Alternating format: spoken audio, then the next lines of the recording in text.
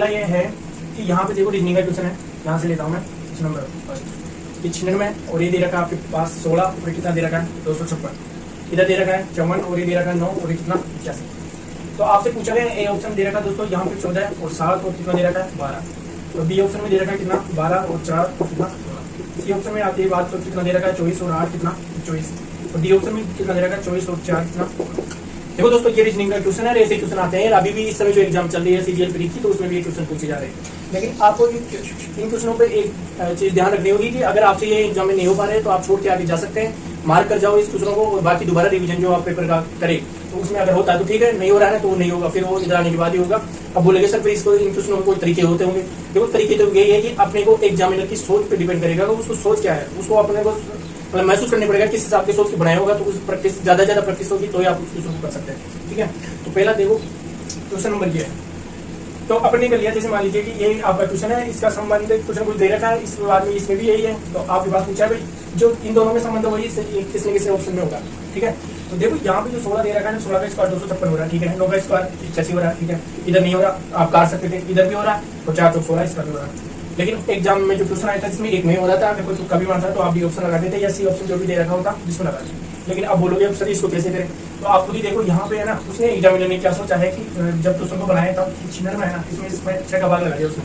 अब बोलोगे सर 6 का ही क्यों, 5 का भी लगा सकते थे। देखो भाई वो तो डिपेंड करता है कि एग्जामिनर किसका दे रहा है। ठीक है, यहाँ पे 6 का भाग लगाया तो 6 का भाग लगाता है तो कितनी बार जाएगा दोस्तों, ये जाएगा 16 बार। और 16 का उसने क्या कर दिया इस बार, तो कितना हो जाएगा 256। ठीक है, इस हिसाब से इसने किया। अब फिर इसी हिसाब से 54 में भी उसने 6 का भाग लगा दिया, तो 6 नाम क्या हो जाएगा 54। फिर इसका 9 का स्क्वायर करोगे कितना हो जाएगा 81। क्लियर। अब यहाँ पे इसमें ए ऑप्शन में 6 का भाग लगा रहा हूँ तो जा रहा नहीं है। ठीक है, तो ऑप्शन गलत। बी ऑप्शन में 6 का भाग लगा रहा हूँ 2 बढ़ गया, 2 का स्क्वायर 4 होता है, लेकिन यहाँ पे तो 16 दे रखा है, वैसे यहाँ पे 4 है 2 आ रहा है, इसलिए एक गलत है। इसमें भाग देते हैं 6 का जा रहा है बिल्कुल 4 बढ़ गया, लेकिन यहाँ पे तो 8 आ रहा है। ठीक है, इसलिए ये ऑप्शन गलत। इसमें देखो डी ऑप्शन की बात करते हैं, डी ऑप्शन से हो जाएगा, इसलिए 6 का भाग देते हैं 4 बढ़ गया, 4 का होल स्क्वायर करोगे तो कितना हो जाएगा दोस्तों 16 आपका आंसर बनना है। तो इस हिसाब से करोगे तो ऐसे क्वेश्चनों पे मैं डेली करवाता रहूंगा, तो आपसे प्रैक्टिस हो जाएगी, आप आपकी नोटबुक में लिख लेना। ठीक है, और नोट्स बनाओ आप बढ़िया से बढ़िया, जैसे जो क्वेश्चन चल रहा है आपको अच्छा लगे, भाई ये क्वेश्चन अपन अटक गए तो उन क्वेश्चनों को बार बार आपके नोट्स में देखते रहो। ठीक है, ऐसे बनेंगे मैथ रीजनिंग, और बाकी जीके इंग्लिश आप पढ़ते ही रहो जहाँ पे पढ़ रहे हो, और मैथ भी जहाँ पे पढ़ रहे हो वहाँ पढ़ते रहो, लेकिन अपने को भी देखो। ठीक है, अपने क्वेश्चनों को देखो। बता दो क्वेश्चन नंबर 2 देखो,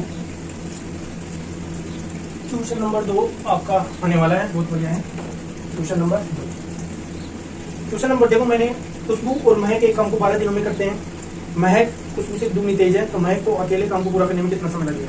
देखो एक बात है, इसमें मैंने बताया था जब डे जो होता है ना उसको इफिशिएंसी से गुना करते हैं तो मेरे पास क्या निकल जाता है, महक निकल जाता है। ठीक है, यानी दिन गुना क्षमता बराबर क्या होता है तारीख। ठीक है, तो ये आप लिख सकते हो, दिन गुना जो क्षमता होती है वो बराबर क्या दे जाएगा दोस्तों कार्य।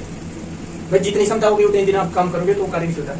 अब आपके पास में देख रखा है भाई खुशबू है ना, जो महक का खुशबू महक एक काम को 12 दिन में करती है, तो यहाँ पे मैं लिख दिया खुशबू, और ये महक है ना एक काम 3 दिन में करे दोस्तों, 12 डेज में कर रहे हैं। महक खुशबू से दुगनी तेज है, तो यहाँ पे मैंने महक लिया, ये खुशबू लिया, ये घंटा तो दुगनी तेज है, सॉरी इसने उल्टा कर दिया मैंने, इसको महक लिया, ये खुशबू महक खुशबू से दुगनी तेज बढ़ गई। ठीक है, महक खुशबू दुगनी तेज है, महक को अकेले काम को पूरा करने में कितना समय लगेगा। महक को पूछा है, ये देख लो महक का प्लान पूछा गया। तो एक बात बताओ, जब मैंने बोला था दिन, तो दिन कितना है, दोनों 12 दिन ले रहे हैं। ठीक है, इन दोनों की क्षमता कितनी थी, एक्स ले सकते थे, एक्स बनाओगे तो 3x आएगी, लेकिन उधर भी x जाके कटेगा, तो इसलिए कोई मतलब नहीं। यहाँ पे फिर कुछ इसका पूछा महक की क्षमता ये है, और ये महक का वो है, इससे काटा मैंने 6 बार, और ये 36 18 क्या हो जाएगा महक का आंसर हो जाएगा। ठीक है, इस हिसाब से आपको ये क्वेश्चन करना। क्लियर। नेक्स्ट क्वेश्चन पे चलते हैं। नेक्स्ट क्वेश्चन कह रहा है आपका 3 नंबर का क्वेश्चन है, बहुत अच्छा क्वेश्चन है, और इस क्वेश्चन को करने से पहले अपन देखिए क्वेश्चन नंबर 3 ये कह रहा है कि आपके पास दे रखा है, देखो a + b + c बराबर 5 दे रखा है। इसके बाद दे रखा है a³ + b³ + c³ बराबर कितना दे रखा है 85। फिर इसके बाद में और है कि abc है ना बराबर मेरे पास 25 दे रखा है। ठीक है, ये आपके पास दे रखा है। आपसे पूछा गया है कि a² + b² + क्या, c² माइनस क्या, माइनस में ना ab - bc माइनस क्या हो जाएगा c। इसका मान पूछा गया, तो ये कैसे निकालोगे आप। ठीक है, ये मान आपसे पूछा गया, तो आप खुद ही सोचो कि पहले तो कोई वैल्यू पुट करके देखो, अगर होता है इस हिसाब से इस क्वेश्चन को कर सकते हैं। एक उपाय है कि इसका फॉर्मूला याद होना चाहिए। अब फॉर्मूला क्या होता है, देखो फॉर्मूला ये होता है कि a³ + b³ + c³ - 3abc बराबर होता है a + b + c, और ये होता है a² + b² + क्या c², तो -ab - bc - क्या, ये आपका फॉर्मूला होता है। ठीक है, इसको आप याद कर सकते हो। अब इसका क्यूब का मान तो ये दे रखा मेरे को, यहाँ से लेके यहाँ तक का तो 50 और ये कितना 3 माइनस लो इसको, और ये एबीसी का मान कितना दे रखा 25 और यहाँ पे कितना दे रखा है प्लस बी दे रखा ना 5। ये मान मेरे को पूछा है, मैं इसको ऐसा करता हूँ क्वेश्चन मार्क कर देता हूँ, ठीक है, ये पूरे का ये वाला पूरे का क्वेश्चन मार्क है। अब अपन काट ले सकते हैं क्योंकि माइनस 25 75 85 में 75 जाते हैं तो 10 आते हैं, और यहाँ पे 5 और क्वेश्चन कर सकते हो, एक्स मान सकते हो उसको 5 नहीं 10, तो 10 इसका मान आ जाएगा क्वेश्चन मार्क का। क्वेश्चन मार्क क्या था ये, इसका मान क्या निकल जाएगा 2, क्योंकि 5 का भाग 10 में दोगे तो कितने बार जाएगा 2 बार, इसलिए आंसर निकाल सकते हो आप, ठीक है। और बाकी हम टेक्स्ट पे बताते रहेंगे, जैसे जो हमें अच्छा लगे इस क्वेश्चन में ये बताना चाहिए तो हम बताएंगे, ठीक है। हाँ, तो आप उतार सकते हो इस हिसाब से, ठीक है। नेक्स्ट क्वेश्चन पे चलते हैं। नेक्स्ट क्वेश्चन क्या कहता है, देखो नेक्स्ट क्वेश्चन नंबर 4 है, इधर लिख देता हूँ मैं 4 क्वेश्चन नंबर है, और ये है आपका फोन नंबर। देखो त्रिभुज PQR क्यू पर सम कोण है। अब देखो दोस्तों, ये तो बोल दिया त्रिभुज PQR क्यू पर सम कोण है, लेकिन बोल देता त्रिभुज ABC को समकोण त्रिभुज है तो बी पे समकोण बनेगा, यानी कि बीच वाले पे आपसे बोलता त्रिभुज XYZ है, त्रिभुज XYZ एक समकोण त्रिभुज है, तो जो Y में बनेगा वो समकोण होगा, कुछ बोला नहीं तो फिर इसमें तो बोल दिया क्यू पे समकोण है, लेकिन कुछ भी नहीं बोला तो बीच वाले ने उठा लेना, बीच वाले संख्या और उसमें उसको समकोण बनाना आपको, ठीक है। ये त्रिभुज PQR में क्यू पर समकोण दे रहा था, तो यहाँ पे मैंने ये त्रिभुज बनाया और ये भी क्यू हो रहा, यहाँ पे 90 डिग्री का समकोण त्रिभुज बना। इस बार PQ की लंबाई 5 सेंटीमीटर है। अब दोस्तों यहाँ पे देखो PQ की लंबाई आपके पास 5 सेंटीमीटर आ रही है, और PRQ 3 डिग्री दे रखा है, PRQ ये आपके पास कितना 3 डिग्री। आपको पता है त्रिभुज के तीनों कोण हो गए 180 डिग्री होता है, यहाँ पे जो 90 डिग्री है ये 30 है, ऑटोमेटिक क्या बनेगा 60 डिग्री बनेगा। एक चीज याद करना, आप जब ट्रिग्नोमेट्री पढ़ाएंगे जब बताएंगे आपको कि 30 डिग्री और 60 डिग्री और क्या होता है 90 डिग्री, इसका मान होता है 1/5 और 3/5 क्या होता है, तो इसका मान होता है। अब जैसे मान लीजिए 30 डिग्री के सामने को जब 5 दे रहे थे ना, तो उसी के सामने 5 के नीचे इसी का मान लिखना है, फिर गुना क्या याद करना, मेरे को 60 डिग्री का 60 डिग्री का मान इससे गुना करना, यानी कि जो दिया गया है उसके नीचे वही गुना जो याद करना पूछा गया। अब मेरे पास देखो 30 डिग्री ये पूछा है मेरे पास QR का मान, आप लेना उसमें ये लिखा हुआ है QR का मान। तो 30 डिग्री के सामने पूछा मेरे पास 5 दे देगी, इसमें 30 डिग्री के सामने पूछा क्या है, इधर मुझे क्या चाहिए क्वेश्चन मार्क चाहिए, 60 डिग्री के सामने पूछा और 60 डिग्री के सामने पूछा क्या आ रही है, तो मैंने किससे गुना किया, तो 5 और 3 आपको क्या हो जाएगा दोस्तों आंसर हो जाएगा, ठीक है। इस हिसाब से आपको करना है और धीरे धीरे आ जाएगा सब कुछ है। अब नेक्स्ट क्वेश्चन पे चलते हैं, क्वेश्चन नंबर 5, और 5 नंबर का जो क्वेश्चन है वो मेरे को लिखना ही पड़ेगा, क्योंकि क्या पता छोटे बच्चे देख रहे हो अपने वीडियो को तो फिर वो समझने में दिक्कत आएगी उनको, तो एक बार बता देता हूँ तो धीरे धीरे समझ में आ जाएगी सारी। क्वेश्चन नंबर 5 ये मेरे पास देखो, इधर जल्दी से लिखो आप, इसका इज बिलीव और ये दे रखा है वॉट है क्लियर, और इसका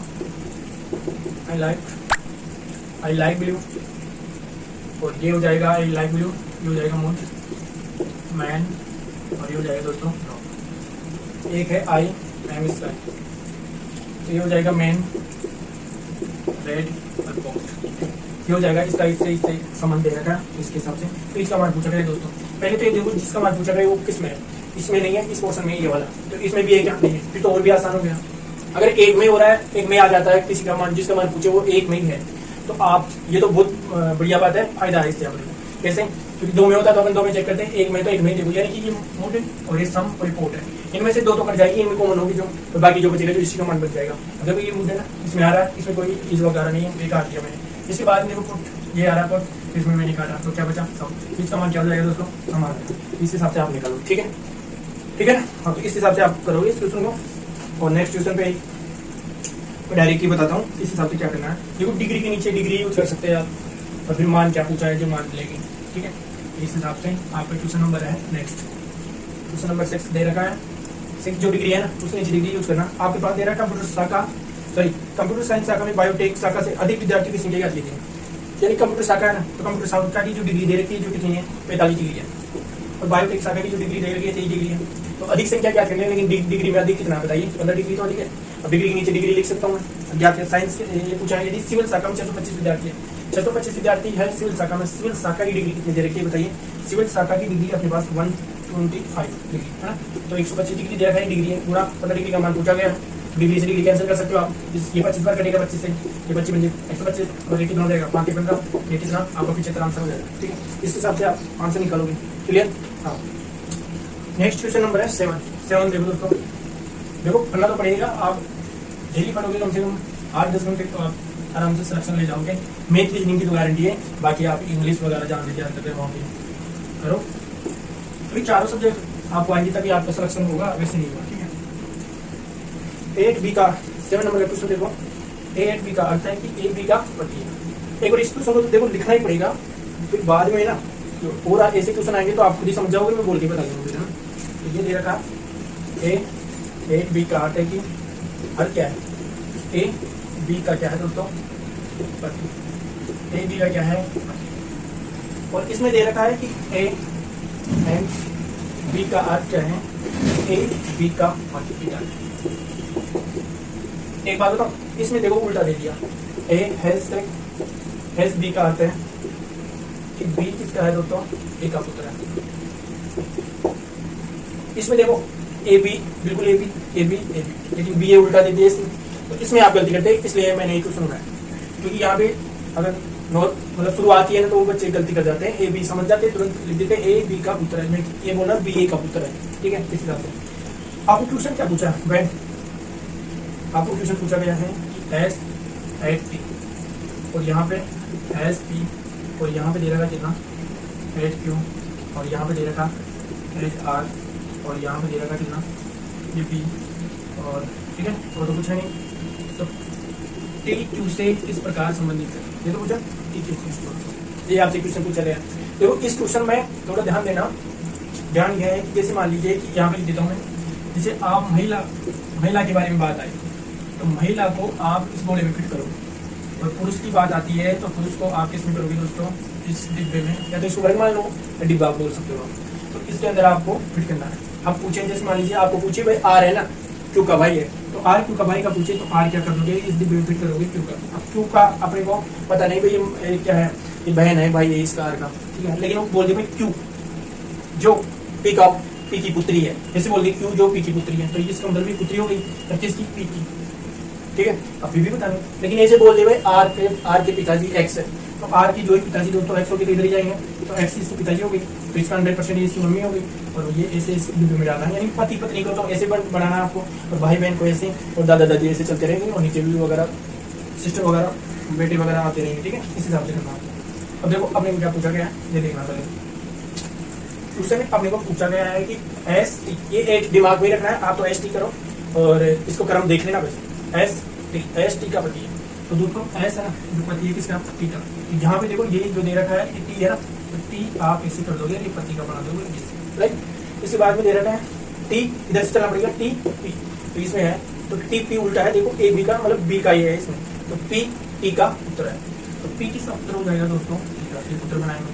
इसके बाद में दे रखा है यहाँ तक आ गए पी क्यू, पी क्यू का मतलब हो जाएगा पी क्यू का पति है, तो क्यू का पति है तो यहाँ पे हो जाएगा क्यू पति, और यहाँ पे देखिए ये पी क्यू का पति है, और क्यू हैज आर, यहाँ पे देखिए क्यू आर का पुत्र है, क्यू आर का पुत्र है ना, तो क्यू आर का पुत्र है, सही है, हाँ तो उल्टा हो गया नहीं, क्यू आर, तो आर क्यू का क्या हो जाएगा दोस्तों, पुत्र। इसके बाद में देखो आर बी इसमें, तो आर बी का पिता है, तो आर किसका पिता है दोस्तों, आर बी का पिता है, ठीक है, बी है किस, हाँ ठीक है, आर बी का क्या हो जाएगा, पिता हो जाएगा। ठीक है, अब क्वेश्चन क्या पूछा है, टी क्यू से किस प्रकार संबंधित है। देखो यहाँ पे ये तो इसकी पत्नी हुई पी की, और पी की ये मम्मी हुई, और मम्मी क्यू की क्या लगेगी, सास, तो आपका आंसर क्या हो जाएगा दोस्तों, सास, सासू माँ होगी कि नहीं होगी। ठीक है, इस हिसाब से आप आंसर करोगे। नेक्स्ट क्वेश्चन देखो, नेक्स्ट क्वेश्चन है ये वाला, मेरा दोस्तों ऐसे करोगे आप इसका आंसर।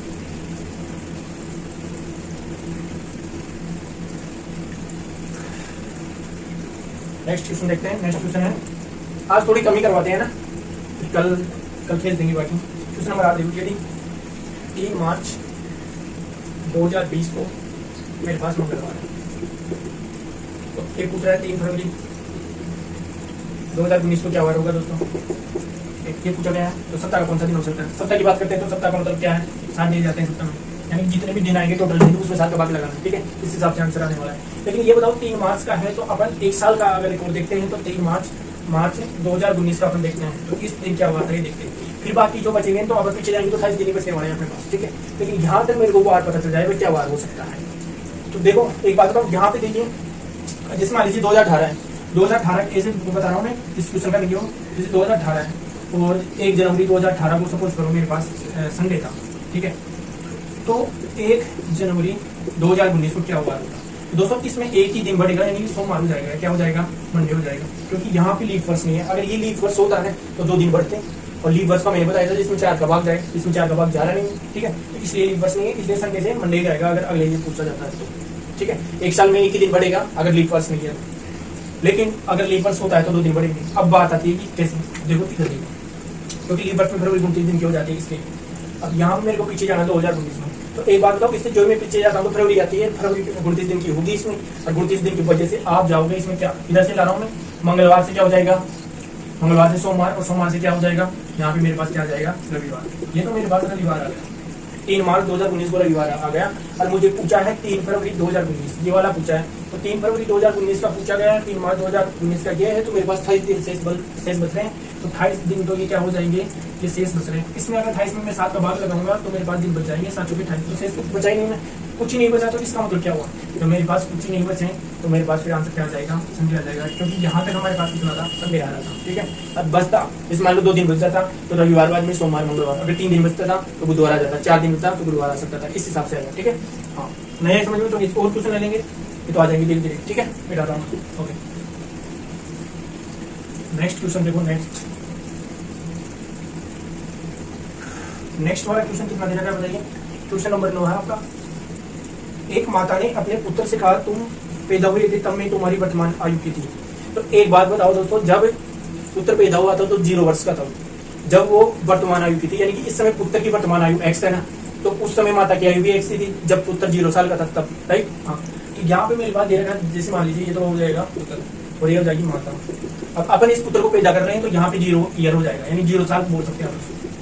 तो ये जब 0 साल के, अब इस समय वर्तमान में पुत्र हो गया x साल का, ठीक है, x ईयर का इस साल में पुत्र हो रहा है, तो ये बोल रही है जब ये पैदा हुआ था, जब ये पुत्र की जो वर्तमान आयु है ना, जिस आयु की तो जब भी थी, जब ये 0 साल का था तब, यानी कि इस समय ये कितने साल की है, वहाँ x साल की, ठीक है, समझ में आ रहा है। हाँ। अब ये पूछा गया जब तुम पैदा हुए तो ये वर्तमान आयु है, यदि पुत्र 5 वर्ष तुम्हारी वर्तमान आयु थी, यदि पुत्र 5 वर्ष पहले 16 वर्ष का था, तो पुत्र ये वर्तमान का है, अगर मैं 5 वर्ष पहले की जाता हूँ तो x - 5 करूंगा, क्योंकि ये साल है, इसमें से 4, तो ये कितना का है, 16 वर्ष का, तो 5 इसमें जुड़ेगा कि नहीं जुड़ेगा, बिल्कुल जुड़ेगा, तो 16 5 कितना हो जाएगा, 21 साल। तो इस समय प्रेजेंट टाइम में ये आ रहा है, अब 21 साल ये वर्तमान में ये आ रहा है दोस्तों, 21 आ गया ना, तो 21 साल ये आ रहा है।